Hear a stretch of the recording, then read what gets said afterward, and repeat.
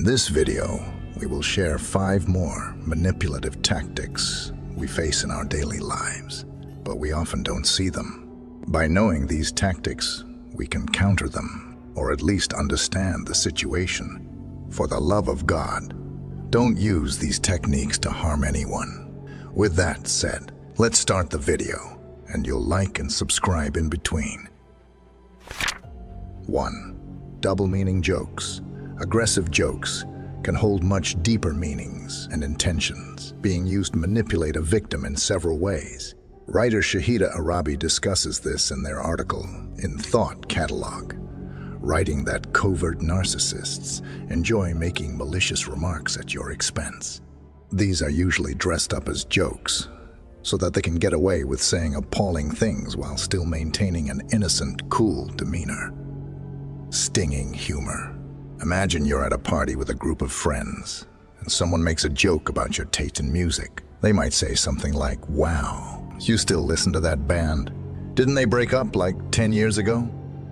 This joke might be funny to others, but it's really just a mean-spirited way to put you down. The person who said it might try to play it off like they're just teasing, but the truth is, they're using humor to jab at you. 2. Triangulation. Imagine you're in a relationship and your partner starts spending a lot of extra time with a new coworker. They constantly mention how funny or smart this person is, and they even joke about double dates, all while subtly excluding you from their plans. This is triangulation in action. Triangulation is a manipulative tactic where someone deliberately brings a third person into a relationship to make you feel insecure and jealous. The manipulator might flirt with this person, spend more time with them, or even spread rumors about you to turn them against you. It's all about creating a sense of competition for their attention, making you feel like you have to fight to keep them. Why do they do it? Triangulation puts you on edge and makes you easier to control. You might start questioning your self-worth or changing your behavior to please the manipulator. It can also create unnecessary conflict, distracting you from the real problem, the manipulator's manipulative behavior. So how can you spot it? Watch out for a sudden increase in talk about a new person, along with attempts to make you jealous. If you feel excluded or insecure about your place in the relationship, triangulation might be at play. Remember, you deserve a healthy relationship, free from manipulation. If you suspect triangulation, talk to your partner openly or seek support from a trusted friend or therapist. 3. Emotional blackmail is a manipulation tactic where the manipulator exploits the victim's emotions to exert control over them. This can involve using threats, guilt, or other forms of emotional pressure to influence the victim's decisions and behavior. A common strategy in emotional blackmail is withholding affection, where the manipulator withdraws emotional support, warmth, and attention from the victim until they agree to the manipulator's demands. For example, in a romantic relationship, one partner may stop showing love or intimacy if the other partner does not fulfill their wishes. This could involve ignoring the victim's attempts at communication or acting cold and distant. The victim may feel compelled to comply with the manipulator's demands to restore the relationship and regain the affection they desire. Another tactic of emotional blackmail involves making promises or commitments to the victim, only to break them later.